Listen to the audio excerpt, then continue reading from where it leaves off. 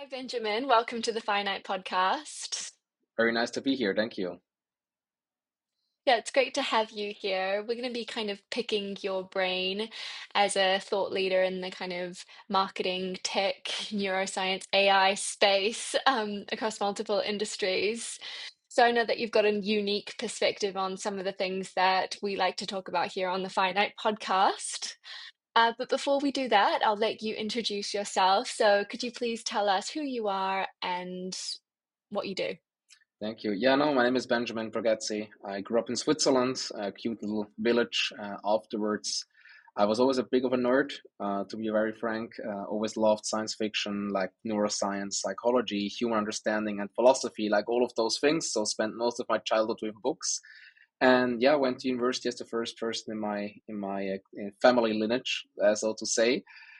Did psychology afterwards, more like pivoted towards neuroscience, and then out of that very biological background, I rather moved over to robotics and to machine learning and the brains of the machines. Worked in Amazon, worked in Google, and from then on became self-employed. And now I'm programming and building AI systems for companies. I'm very often on stage talking about the world of machines, the world of humans, how they interact, how robots are different from people, how we're very similar, about psychology, fear, overcoming fear, leadership, and yes, invest in startups, trying to make the next big revolution in science happen. And I'm a deep believer that actually the world is going to get better and better in the future, and that if we now make the right decisions, we'll enter next golden age and the second renaissance of humanity. Nice. I love that optimism. Really great. I can't wait to see how some of those subjects help our listeners. So, before we do that, I also just wanted to ask about your books. I know you're an author, you have a book coming out. Did you want to touch on those at all? Thank you very much. Yeah, no, the book's called name is in English. It's The End of Emptiness. Actually, the German version is launching in 2 days, and it's going to be like a big event in Zurich with signing. And the English one is coming in April. And the book covers 42 theories from neuroscience and how to directly apply them in life. So the reader really gets like neuroscientific evidence on how to improve focus, productivity, well-being, but also mental health and purpose. And it's really like, after having spent like the last decade in technology and in like the machine world, this is really a return for me back to my roots in psychology and neuroscience. And it's a very pragmatic book. I think it's also a very nice book as a present or like as a gift for Christmas or birthday. So it's really just like a journey through the human brain. And of course, we all have one. So a journey through your own emotional world as well, but then making it very pragmatic. So it's a very scientifically founded book, but I do hope I've written it quite interactive, engaging, and more as a journey than as a dry science book. Awesome. That sounds really interesting.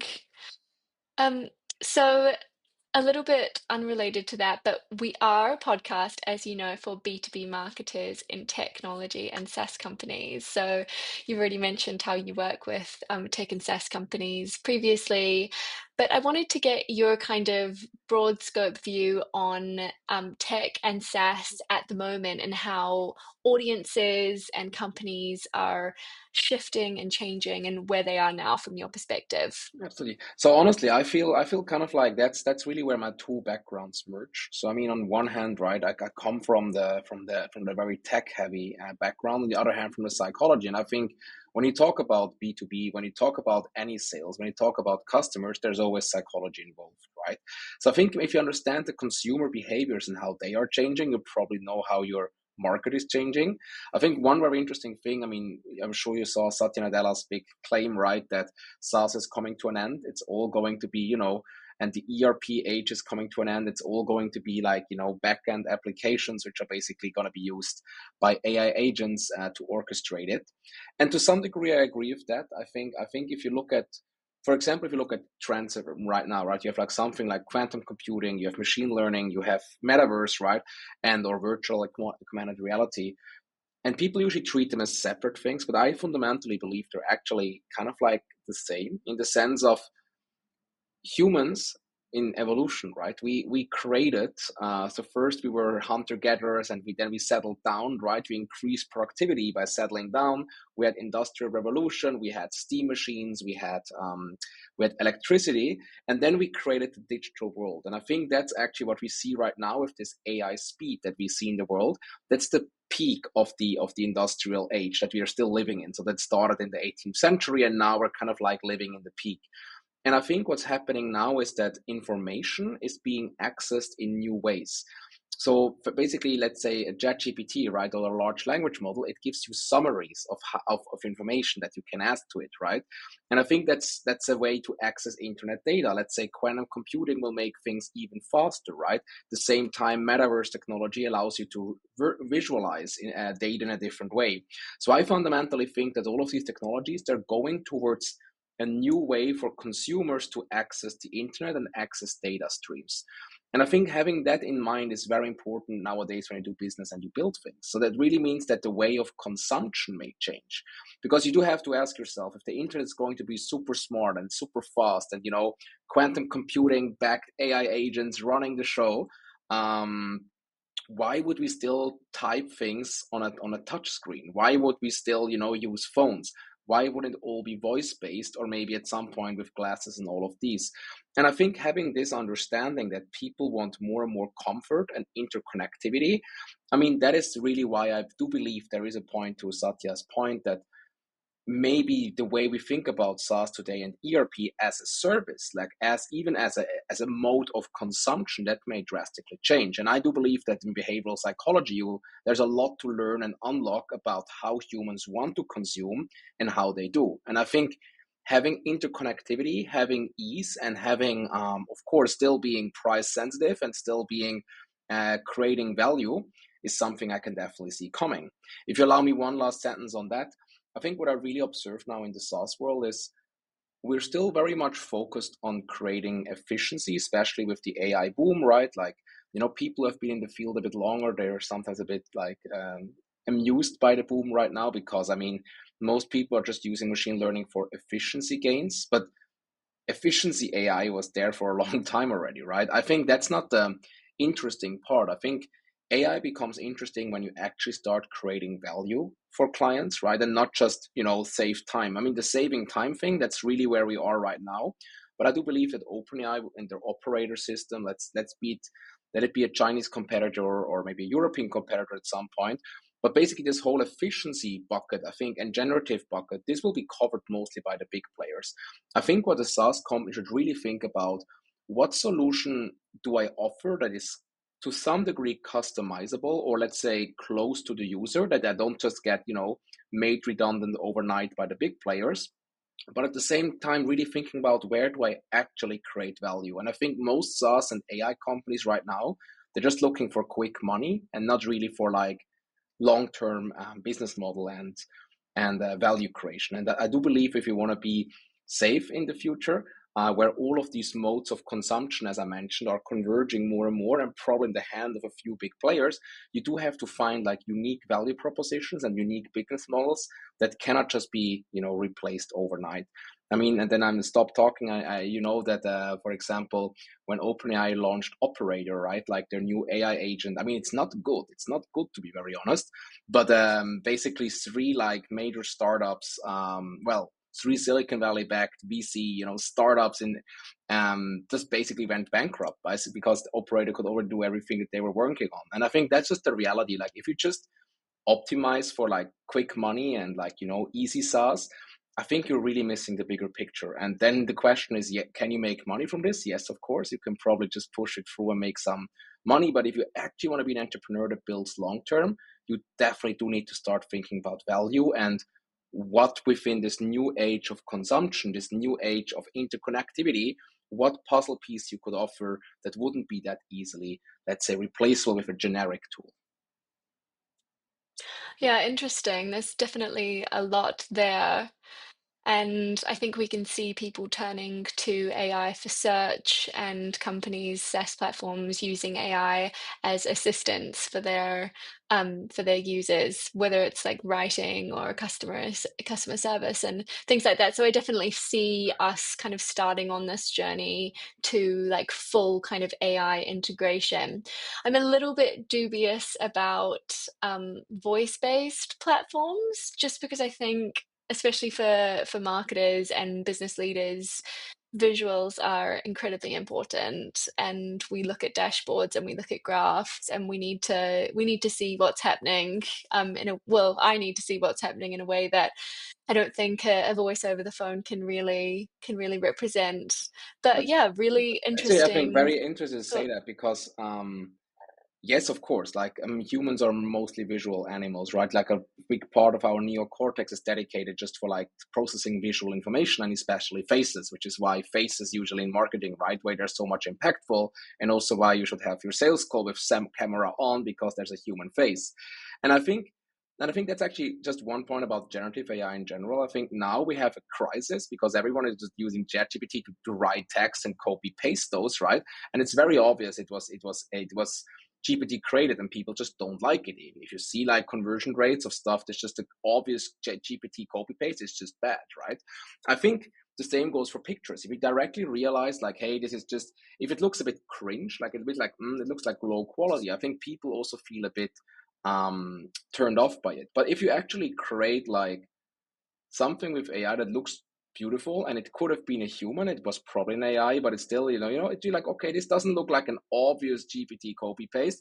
I think people do value that. So, and I think that's really where I think the future's heading. I think AI should give us an 80% draft, but then our human unique spin should bring it from 80 to 100. Because if you just make the 100 with the AI, then where's your soul? Where's your unique character? Where's your brand, right? And I think that's also like, I think that's really like what happens now. Of course, as a marketer, you can quickly put out stuff, that's for sure. But then where is you want to, as a marketer, you don't sell directly. You build a brand that long term converts into sales, right? But if there's no personality to it, what you do, if there's no actual strategy, meaning, or purpose in what you're building, then why would anyone actually care what you're putting out? Because they could just as well do it themselves in the LLM, right? And I think that's really a little of a, I think you can also feel that on LinkedIn. You see all of these like, just copy paste pictures, copy paste like GPT text. It just makes people cringe. And I think that's really the wrong direction. I think AI can be so much more than a cheap copycat tool. It could inspire you to create really interesting designs and visuals and arts, right? Like for marketing. But I think we need to use the AI to get there 80% and then use our human brain to finish the last 20. That's my compromise I make between my backgrounds as a person of robots and a person of the brain as well. Yeah, definitely. I agree. And I think AI generated stuff not only does it make you cringe, it also makes you kind of just shut off. Yeah, Like when I yeah, see in a blog starting with "in a digital world," yeah, that's it. I'm not reading yeah. it.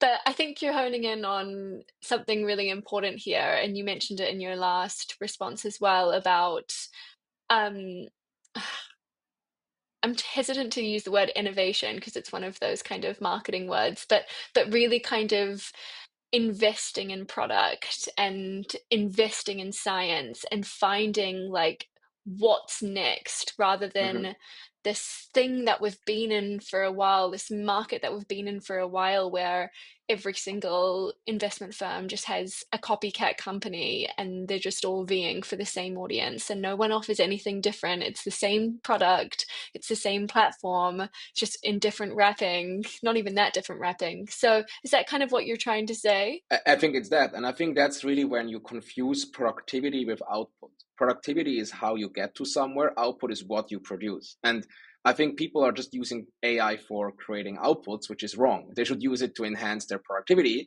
but then still take responsibility for the output. And that's exactly what you see now. It's actually it's a lack of responsibility for your creative outputs, which is just means you just, take the machine and you copy paste it, right? And so I think for me, I generally believe it's a very good thing if people get these tools. I think it's a very democratic thing actually. Like in the past, right? You had let's say you had lawyers, right, who had all the knowledge of legal situations to themselves, and you had to pay them a lot of money to get that knowledge, right? But if now everyone gets access to machines that can get you 80% of the work done, you can bring the cost down so much. The same for like doing your tax returns or whatever. If you have agents, if you have LLM interaction interfaces where you can do a lot of these admin tasks and a lot of these, let's say, very, very tiring tasks in an automated way, but then still use your brain to get the last 20% done with your own responsibilities.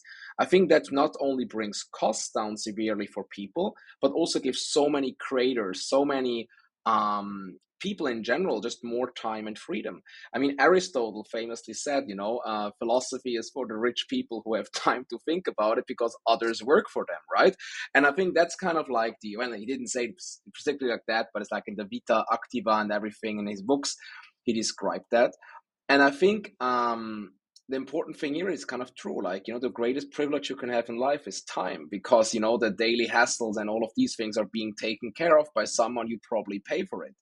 And most people just can't afford like a private butler, like in Batman, the Alfred. Everyone wishes to have an Alfred that takes care of you, but we don't, right? Because we're not billionaires. But then now this age of agents, I think that's actually something where people will have more democratic access to a lot of amazing resources and to time. And I think if the AI agents can give you back time, then please use that free time to at least put some thought, creativity, and soul into your outputs. Again, AI is a gift to humanity. I believe, especially in cancer research, it can create miracles. Like, we still haven't figured out cancer, but if you put machine learning on like research, on like combining molecules to find new medicine, that could even spiral a new age of human civilization and prosperity. But so let's use it. Let's create new science from it. Let's create new insights. But let's see it as a tool for productivity where it still needs human input to make it a genuine output. And I think that's really what we're witnessing right now, people just not taking their responsibility for productivity seriously. Yeah, definitely. It feels like everyone kind of uses AI as a replacement and thinks, "Oh gosh, that's done. Yeah. It's like we can finally breathe out because we're not like rammed with millions of blogs to write and millions of reports to do because AI does that for us." And we're like, "Well, I'm just going to go get a cup of tea." But you're right. I think we need to redirect that energy towards something more creative and powerful. I wanted to bring the conversation back to B2B buyer behavior, because I think there's some interesting ways that this topic can be affecting buyer behavior in terms of their expectations. Do you think people are already at that stage where they want to let AI do everything for them and they So want platforms to be infused with AI, or do you think that's somewhere that we need to or should get to? So I think it's funny because yeah, I'm taking this call right now in my hotel in Rome with my flight clothes, and the speech I'm having here tomorrow is actually exactly about that. It's actually quite a cool coincidence that our podcast falls in the same week. So my speech tomorrow, it's in a Fortune 500 company, is exactly about that. Like, how is AI changing the marketing future, and especially the interaction of people. And I think we just have to go back to psychology to answer that. Like let's take a step back. What do people want, right? Why do people buy stuff? People buy stuff because they need them, right? Because they have a desire for them. Okay.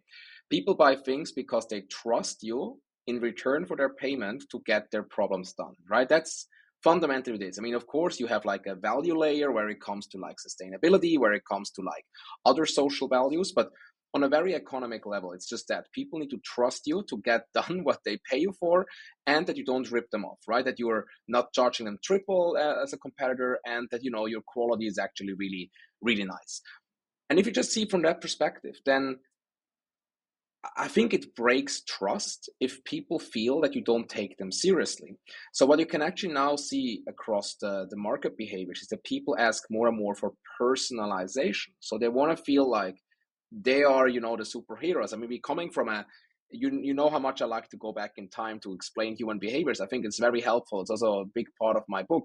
Like, usually humanity was ruled by kings and kingdoms and empires, right? So there's a very hierarchical structure. And I think now we have this turn towards people want to feel like individual, people want to be taken serious, and now everyone is, everyone is a king, and or a queen, or I just use this word from the past, right? But I think this idea customer is king, the customer is always right. I think that is more true than now than ever. The issue now is if everyone expects personalization, but then you're actually living in a world where we try to scale our services with AI, it's going to be very hard for people to accept that you're actually taking them seriously. So some people may even feel offended or rude if you let them go for a tool. One example, every time someone sends me a Calendly link on LinkedIn, I ignore that person.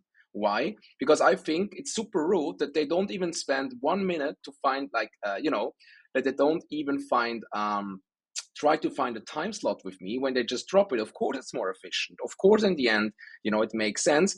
But the way of delivery matters. If someone's just like, hey, nice, here's my link, right? I just feel like they're delegating work to me to look in their calendar. That's super rude, right? On the other hand, if they're like, hey, super cool, and maybe Monday, Tuesday, or Wednesday could work. If you want to see exact times, here's my Calendly for reference. Otherwise, I can adjust to you and send an invite. That's a very different form of delivery. And in one, you realize they copy pasted something and shot me that message. On the other one, you realize they actually thought about what they were doing. And I think that's exactly that. That's people want to know that they're still being treated as people and not as a number in a scalable system. And now we have the economy moving towards scalable systems, but the people demanding personalization. I think that's going to be like a very, very strong friction point, that we are tempted to copy paste and just scale and go fast, but it's not what your customers want. And so in the end, you may actually start burning people. I mean, also, if you get like, let's say, an invoice from someone and you realize it's an obvious GPT copy paste, I lose respect for that person, right? Just something in me is like, yeah, And I think that's very much, again, to the human brain. And we have been trained for 300,000 years to like people. So it's very hard for us to briefly, as Homo sapiens, to briefly rewire this to start accepting machine communication. I actually think if you're obviously talking to a machine, that would even be more accepted to your question before. Like, if I'm talking to a human and the human is basically faking being a human and just copy paste AI stuff, then you feel cheated. I think that is a weird feeling. But if you actually explicitly talk to a chatbot or like to an interactive interface and the experience is good, I believe, yes, that's definitely where people are going. I mean, so many people already are now saying, right? Like, yeah, I would be happy to not call customer support again and have like a robot help me. So all of this basically to say in the B2B marketing world, if you choose which actions, choose which steps of the chain you want to do as a human, and then really do those as a human, please, and choose which ones to outsource to machine and make it functional and transparent to your user. But fundamentally, I do believe people want to, for some issues, they want to have efficiency and then they just want to go to the machines. But for others, they want to feel heard and then they don't want to receive a copy paste message or a sign up link for Calendly or whatever dashboard, but they want to hear you on the phone. And I think this empathy for knowing which client needs what, that is going to be key. And that's exactly, again, why you can't just send out your message to 200 people without checking what you're doing, but you still have to think about your individual's needs and their personality types and their experience, maybe their technical capabilities, because otherwise you're just going to burn so many leads and potential sales. You're going to realize it in your wallet in the end. Yeah, I think that's really, really relevant for marketers as well. We've been doing like mass emails and mass messaging for a long time now, and audiences have actually, I think, gotten used to it. But I think you're right. When AI has been added in, it adds like an extra layer of you don't matter, or like Yeah, we're not thinking about you, yeah, or we're not even putting much effort into yeah. this, that people can sense like deep down quite intuitively, probably because of And that and one thing, social. I've been sending out messages now to for my book launch, for example, and I actually really used first name and made it specific. It was a lot of work, but I had like let's say 85% of people I reached out to show up to my book event or already bought a book, and this is what I mean, right? Like, just in the age of copy paste and ungenuine stuff, I took the time to actually reach out to the people who I actually cared about, and I really made it personal, and that had a huge impact. So you see that not even, and also this allowed me to restart some old friendships, booked a few coffees and breakfasts with people I haven't been in touch before, right? And I think that's very important. Like, it just shows you how much people genuinely care about when they realize, hey, this is suddenly personal again. So I think this feeling of being taken seriously in an age of robots and copy paste and AI generated stuff, I think that's actually a USP already if people do feel like you're taking them seriously. Yeah, definitely. So anybody listening, that's a tangible trick that you can employ tomorrow is try and send some more one-on-ones and try to be a bit more human and personal with your messaging. That could help you really stand out, I think. And I think two more on that. Number one, you can really see that people are getting tired of online. So, as a keynote speaker, I am literally on stage every week or two, which means there are big events every week or two. So people really start to seek again the human physical connection. Like, of course, in the office, people want to work from home. That's really the trend, but now companies are reversing that. But outside of work, people actually really enjoy meeting in person, like going to the forest, going to the lake, talking together, having drinks over and stuff. So I think we should not forget that in the world of technology, people want to solve their work with technology, but they're still humans. Like, even though our productivity is technological, we are still biologically humans with 300,000 years of Homo sapiens brain evolution to like people, physical world, nature, and one on or human interaction, right? And I think that's again one thing, you can't just outsource human interaction to the machines. I mean, again, make human tasks human and let the machines do the machine stuff, but don't start mixing it because people will have this weird feeling about it. I think that's a really great distinction and very clear and simplified. It's giving them efficiency, but making your interactions personal. Yeah, So making using the robots for efficiency and interactions for personal. Yeah, that's the best I and have to offer maybe from the two worlds I've been active in. Exactly. nice. Okay, great. Cool. So we're coming to the end of the episode now, and I just want to put our critical thinking caps on for a second because we've talked a lot about the positives of technology and you mentioned you're really optimistic about what the future holds. But I also know I'm not a doomsdayer by any means. I think that the doomsday AI doomsday narrative is a bit ridiculous. But what should we be dubious of? What should we be thinking critically about? I know there's a lot of monopolization in AI at the moment, and there's a lot of politics involved as well at the moment. Anything like that, or anything for the marketers themselves or the consumers I themselves. mean, as a neuroscientist, I think I know exactly where I'm going. I mean, it's let's say the digital age and the human life online. It's horrible for mental health. I mean, since the introduction of social media and especially in recent years, like anxiety, depression, they're like exploding. You know what I mean? Dopamine addictions. Like dopamine is the hormone in our brain that helps us get stuff done, but also makes us addicted to things. So, for example, when you're stuck to your phone and you're almost like a addicted person scrolling for reels, that's your brain on dopamine overflow, right? Because you take the dopamine from the easy reel instead of getting it from a meaningful source like sports or reading a book. And people's dopamine centers are broken. They're completely broken. You need like 3 months to get them back on track. And you need the dopamine detox to actually get those back. Attention span. Human attention span has dropped below goldfishes since the introduction of smartphones. Like we cannot focus anymore. We are on our table with our grandparents. We don't know how long they will live. We spend our time texting random people that we probably don't even care about us, right?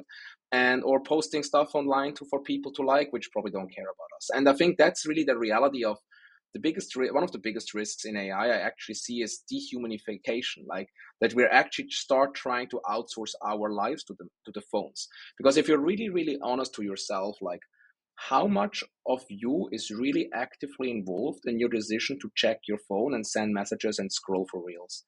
That's automatic thinking. That's a robot brain. You're becoming a machine. You're becoming one with the machine by using it so often. And I think these are really risks I see. I mean, people stop trusting what they see online. They stop trusting the news. They stop trusting institutions, governments, because, everything could be fake, which was the case before as well. I'm kind of happy now people at least start to realize they cannot believe everything they see online. Um, Distrust is a one big thing. People becoming addicted. and people having like phone addicted, sugar addicted, like addicted to the easy life, to Netflix, to hanging around, and their body's deteriorating, their mental health deteriorating. I mean, usually if you take care of your like biorhythms, you will have a better brain as well, since they're linked. And these are all the things, actually, that's actually mostly the most topic of my book, like the end of emptiness. And I'm basically saying that this age of speed we are entering, because the age of AI is also age of speed, right? That we need more focus and more like mental resilience than ever to not get swallowed into that storm and still like remain productive and especially happy. Because if you just get sucked in external stimuli all the time, your attention span, just shifting between everything, never being able to really exist, I mean, it will have a huge hit on your mental health. It will make you unable to focus on what matters. And suddenly you wake up, zack, you're 50 or 60, and you're like, hey, where did my youth go?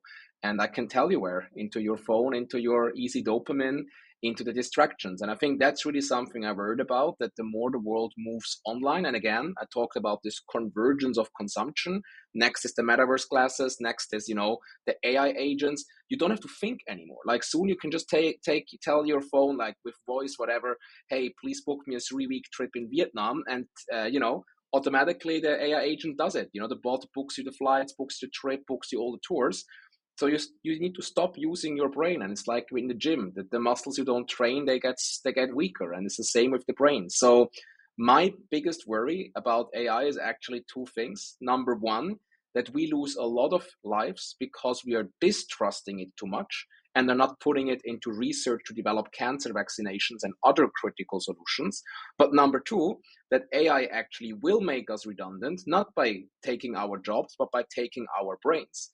Because if in the end, all you're doing is spending all your day automatic, like on your phone, online, are you actually still human, or are you just basically part-time robot now? And I think having this cultural transformation while being able to have a scientific revolution, those are really the things where I see my biggest hopes, but also my biggest risks for this coming age.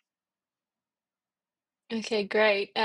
PSA for everyone to get off their phones and smell the roses, I guess. Maybe we should have you back on another episode to tell everyone how to, yeah, get off their phones. I have really, Um, it's actually one thing, like every Friday evening at 8 p.m. I turn off my phone, and I only turn it on 8 a.m. Monday, the coming week. Really, like weekends, I'm gone. Even though I'm an entrepreneur, even though I'm busy, but I need that. And then usually I go to mountains, I go to lakes.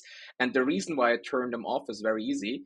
It doesn't take discipline, because if the phone is on, it takes so much discipline to resist, if I just turn them off and put them in a box, I can't get them. So topic over. The same with sugar. Like if it's really hard for you to resist sugar, just, stop buying it, and then it's not in your home and you don't even see it. And I think that's also something where we need to be kind to ourselves, that you can't always be hyper disciplined. Sometimes you just need to manipulate your environment smartly.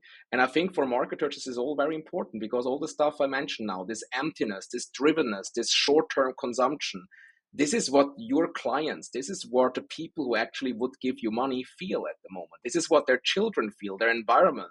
This is the world they live in. And if you really empathetically can think this through, like what a person in that setting needs and what value would be for these people, you have a business model and you will be successful. Again, to summarize what I said in this whole thing, use AI to be faster, focus on human interaction. It's going to be a USP, but then also like consider empathetically the mindsets of your clients of the future, right? Because they're also overwhelmed, they're also empty inside. And how can you actually create value for these people? Because that's when money comes from. Money flows where you create value. Definitely. And as we get more self-aware and aware of the attention grabbing apps on our phone and laptop, then we'll definitely want companies to be on our sides for that. So thank you so much, Ben, for Thank you. joining us on the podcast today. It was great to hear from you. Wonderful. Thank you so much. Thank you.